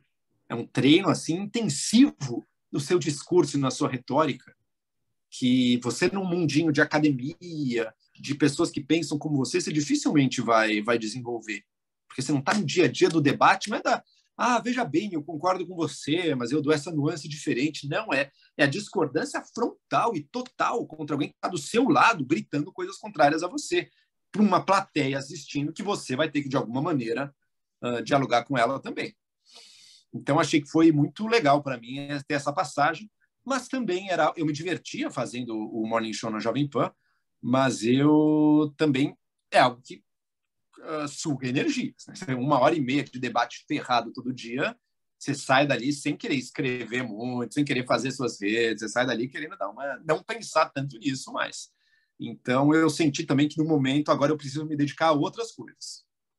Não, a Cíntia está perguntando aí, né? Se eu me convenci, sim, claro. Acho que várias vezes você passa a ver as coisas de um outro ponto de vista ali dentro também. O Severino, ele perguntou: como você definiria liberdade nos dias de hoje? Faço a pergunta porque existe muita gente defendendo liberdade como se fosse a liberdade de se armar, de atacar a democracia, etc. Vamos lá. Eu não gosto de tentar vencer argumentos pela definição das palavras. Então eu vou definir como liberdade apenas aquilo que eu defendo. E aquilo que eu não gosto, eu vou dizer que não é liberdade, portanto, eu vou dizer que eu defendo a liberdade sempre, e tudo que eu não quero, eu vou chamar de outra coisa. Não. Liberdade, eu vou definir de forma bem ampla, é poder fazer aquilo que você quer fazer. E não ser mandado por outro, ou ser coagido, intimidado por outro, seja o Estado, ou sejam outras pessoas, a fazer coisas que você não gostaria. Seja um patrão também, seja quem for. É você poder escolher aquilo que você considera melhor. Agora, a liberdade não pode ser absoluta em qualquer sociedade. Porque necessariamente alguns tipos de uso da sua liberdade vão botar em risco a vida alheia, vão diminuir a liberdade alheia, vão colocar em risco o funcionamento desse sistema que garantiu a sua própria liberdade. É o Platão sonhando com e os amiguinhos dele sonhando com uma sociedade na qual ele não poderia ter existido. Tá? Então é preciso, numa sociedade que valoriza a liberdade, ela precisará também ter limites à liberdade. Se buscar comprar armas de fogo ou mísseis é uma liberdade? É uma liberdade.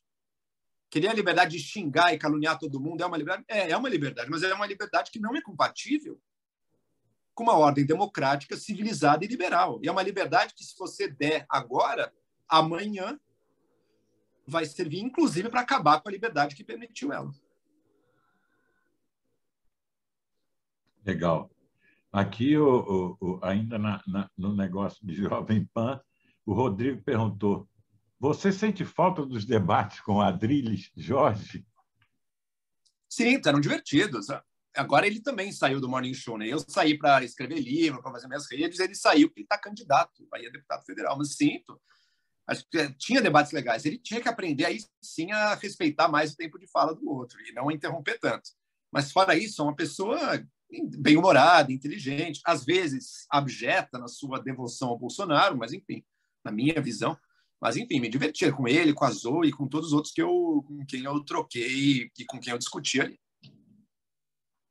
É possível dizer, Giovana, que os Estados Unidos também possuem políticas de perseguição, porém mais sorrateiras, como, por exemplo, encarceramento em massa? É possível, é possível. Eu não sei nem se na origem da política de encarceramento em massa e de guerra às drogas está realmente a perseguição racial, como muitos dizem. Mas eu também não pesquisei a fundo esse tema. Pode ser que esteja ligado a isso também. Agora, eu tenho um exemplo mais concreto, por exemplo. Deputados, especialmente republicanos, que buscam dificultar o acesso da população americana, ou de setores da população americana, ao voto.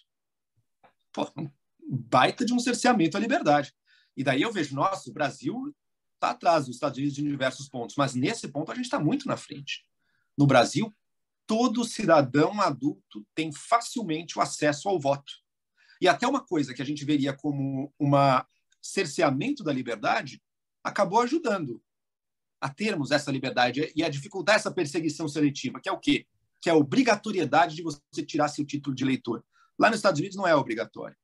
Então, se a pessoa não tirou, se a pessoa vive na pobreza, se a pessoa vive lutando para sobreviver e tudo, não vai tirar. E quando quiser tirar, vai ter 1 milhão de empecilhos, não vai poder faltar no trabalho para votar, não vai poder, enfim, não vai poder ir atrás do seu título e de garantir o seu direito ao voto. Aqui no Brasil, a gente tem uma justiça eleitoral que trabalha para estender isso a todos, e a gente tem essa obrigação, que é uma pequena obrigação, mas que simplifica muito isso, porque se fosse facultativo o título de eleitor, então provavelmente os mais ricos iam ter muito mais título de eleitor que os mais pobres, que estão lutando para sobreviver, que estão lutando para garantir o pão do filho. Como é que ele vai ter o título de eleitor? Então, ao mesmo tempo, tem uma justiça eleitoral que busca levar para todo mundo e uma obrigação, sim, busque, regularize sua situação eleitoral.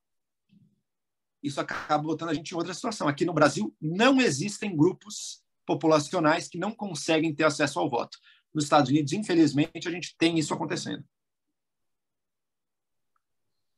O João Lobato, que coordena esse programa, fez uma pergunta aqui, não sei se ele fez no chat ou fez só para mim, mas eu vou ler. Você acha que é uma boa estratégia para fortalecer e reanimar o processo democrático, multiplicar as iniciativas de formação democrática? Com certeza. Acho que, por exemplo, movimentos que buscam qualificar candidatos, que buscam ensinar ou até para a população como funciona a política brasileira, as engrenagens, por exemplo, do legislativo, do judiciário brasileiro, que busca ensinar a diferença entre os poderes, que busca ensinar a um pretenso candidato qual é o papel dele, o que ele pode ou não pode fazer. Eu acho que tudo isso contribui muito. a gente vive num momento em que muitas pessoas, talvez nessa eleição até menos, mas alguns anos atrás falava-se muito de renovação política, né? E muito do que veio sob o nome de renovação política era terrível, era pior até do que muita coisa, era até pior do que certas partes da política velha brasileira. Mas a gente tem também exemplos contrários. A gente tem deputados com uma integridade, com um diálogo com a sociedade, com a defesa de pautas, com uma transparência, com um frescor trazendo para a vida pública, novos partidos que a gente no passado não teria. Então, acho muito positivo, e a criação de movimentos, de institutos e coisas para qualificar e fortalecer isso, acho muito positivo.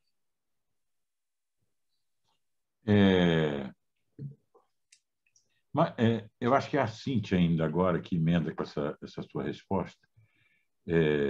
Mas você acha que pessoas populistas não saibam o que é de fato democracia e o que eles têm que fazer? Tipo seus debatedores lá na Jovem Pan? Você tem as duas coisas. Tem gente que sabe, mas por oportunismo não quer seguir. E você tem gente que honestamente acredita nesses oportunistas, né? Eu acho que o diálogo, a educação, ele visa muito mais o público do que certas lideranças, seja no campo da opinião, seja no campo da política, seja no campo da militância, do que lideranças inescrupulosas, tá?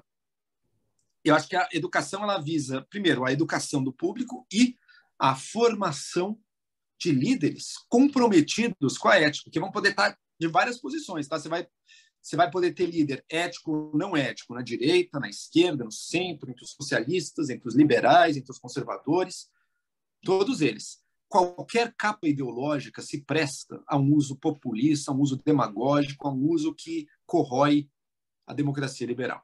Tá? Então, não é porque alguém está no meu campo que essa pessoa é do bem. Isso, na verdade, acho que é uma coisa, um princípio que todos nós deveríamos sempre estar dizendo para nós mesmos, reforçando em nós mesmos. Não é porque alguém concorda comigo que essa pessoa é boa para a democracia. E não é porque alguém está contra mim que essa pessoa é nociva à democracia.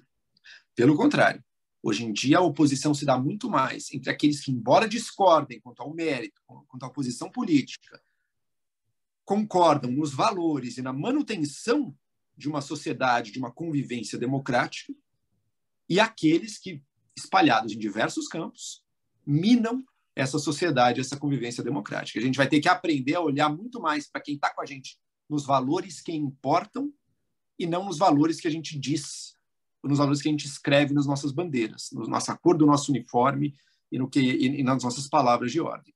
Tá? Então, acho que é importantíssimo olhar para isso. Você vai ter muita liderança oportunista, mas você também precisa apostar em lideranças éticas. Também existem. Legal. Se você... agora um comentário aqui que eu vou fazer. Se você perguntar a maioria das pessoas se elas preferem democracia ou ditadura, elas vão dizer que preferem a democracia. No entanto, esses que declaram que preferem a democracia não são necessariamente agentes democráticos. Eles não atuam resistindo ao autoritarismo, eles não atuam fermentando a formação de uma opinião pública democrática, eles não atuam resistindo aos populismos, etc. e tal. Isso significa que nós temos talvez um déficit de democratas na sociedade brasileira. No entanto, se você for tentar ensinar a democracia como se ensina numa escola de direito, por exemplo, o que é o Estado Democrático de Direito, a divisão dos poderes, a independência dos poderes, os sistemas de freios e contrapesos, os direitos políticos, as liberdades civis, isso talvez não seja suficiente para a ficha cair na cabeça do sujeito. Quer dizer, o ensino formal do que é do funcionamento do regime democrático, mesmo do regime democrático liberal, tal como hoje nós conhecemos, ele não é suficiente para provocar uma conversão à democracia. Nós estamos refletindo muito sobre isso. O que você acha disso? Eu concordo 100%. Ele não é suficiente, embora eu acredite que ele seja necessário. Eu acho que sem esse conhecimento básico vai ser muito difícil se manter. Então, primeiro, acho importante tê-lo, mesmo sabendo que ele não resolve, ele não dá conta do problema. Porque os vínculos que as pessoas fazem, né? O ser humano é um animal, né? Engraçado, assim, o ser humano é um animal que quase que naturalmente tende a formar coalizões e com essas coalizões busca o poder. Isso é uma dinâmica que está dada em qualquer sociedade humana e o único jeito de você impedir que isso aconteça é com a imposição violenta, com a ditadura, com a monarquia, enfim, com aquele poder de baixo para cima, que ele reprime isso por algum tempo, porque um dia a oposição encontra meios de fazer o seu plano e a sua revolução. Esse é um jeito. Ou você pode, que foi a saída da democracia liberal, aprender a usar essa tendência humana. Essa foi a genialidade dos pensadores políticos e dos fundadores políticos das nações liberais, seja do iluminismo europeu, seja dos pais fundadores dos Estados Unidos, né, um James Madison. Eles viram que o ser humano tende a formar facções e a brigar pelo poder, mas em vez de reprimir isso, acabar com isso, que acabaria com as liberdades individuais, como é que a gente constrói uma sociedade que use isso? Tá? E foi tudo isso que você falou, os freios e contrapesos e tudo mais. A gente está vivendo um momento em que a gente precisa conseguir novamente, usando esse novo panorama institucional e tecnológico que está dado, saber conciliá-lo com essa tendência, eu diria, natural do ser humano, que é universal, dessa busca dos grupos pelo poder. E essa busca, essa formação de grupos na sociedade, ela responde à ideia, à doutrina, o conhecimento, a teoria, a razão. Ela tem alguma participação nisso. A crença tem alguma participação nisso.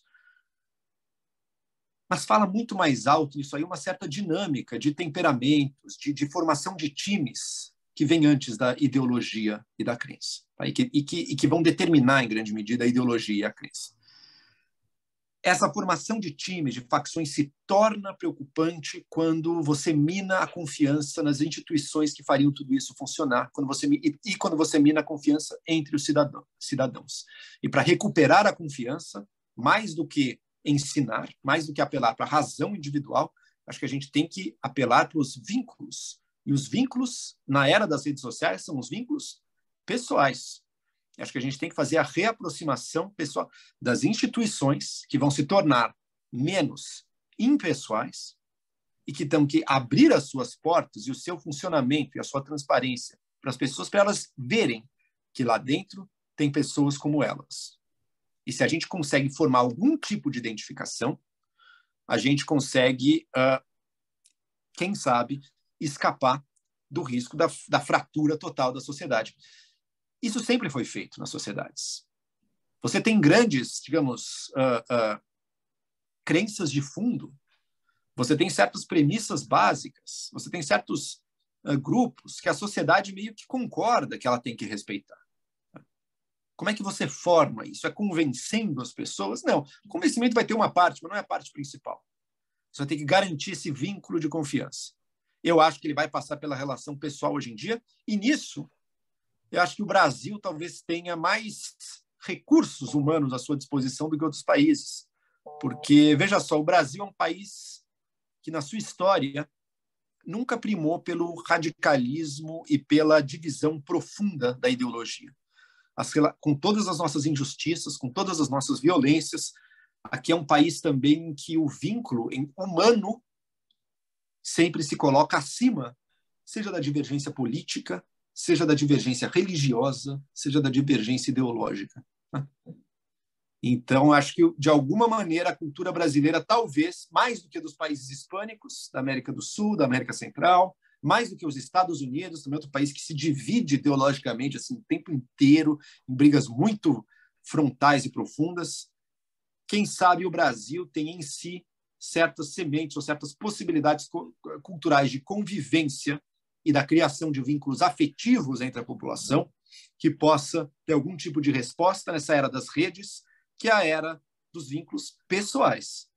Mesmo as sociedades mais impessoais e institucionalizadas do mundo estão com seus formadores de opinião, youtubers, políticos populistas, demagógicos que falam para as pessoas e que passam acima dos partidos, das empresas, do governo, dos órgãos de imprensa e de todo o resto. Quem sabe o Brasil tem algum tem algum caminho para isso.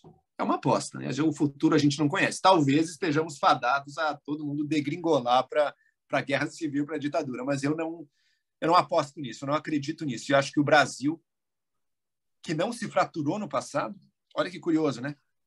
Pensa na América Espanhola, em dezenas de países. A América Portuguesa, todo mundo que fala português nas Américas está em um país continental. 50% da população da América do Sul é o Brasil, os outros 50% são quê? Vários estados espanhóis. Essa união se deu também com violência, é bom lembrar, mas assim como teve violência na América Espanhola, inclusive muito mais. Mas também se deu porque a gente conseguiu criar um certo vínculo, uma certa visão nacional, uma certa visão que abrange muito mais do que só o nosso sectarismo pessoal.